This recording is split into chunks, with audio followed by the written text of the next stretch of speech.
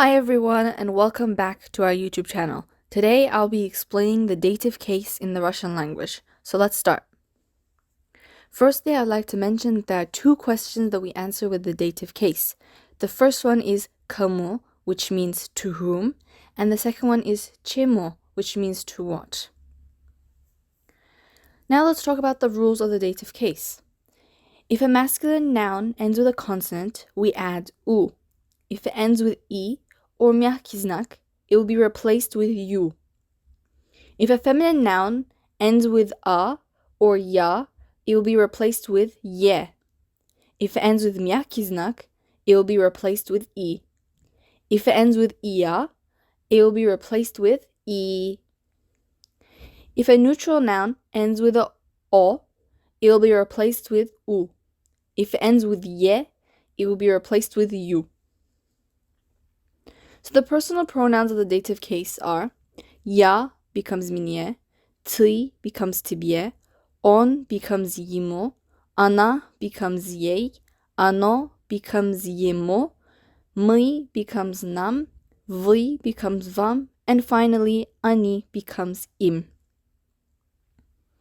So when do we use the dative case? We use the dative case to point at the addressee or recipient. For example, dать кому еду, give food to whom. We also use the dative case when we talk about age. For example, Dimitriu 10 лет. Dimitri is 10 years old. We also use the dative case when we are stating our feelings. For example, мне хорошо, I feel good. After по and к, we also use the dative case. For example, идти по дороге, to go on the road. We also use the dative case after надо, which means necessary, and нужно, which means need to. For example, мне нужно купить телефон. I need to buy a phone. So now let's talk about the plural of the dative case. So if a masculine noun ends with a consonant, we add If it ends with I, we will replace it with yam. If a feminine noun ends with a, it will be replaced with If it ends with ya, it will be replaced with yum.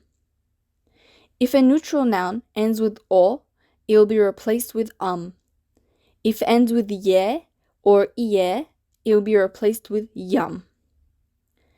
Whichever case it is in, if mягкий знак is at the end of a noun, it will be replaced with yum. Here's a small activity for you to practice the dative case.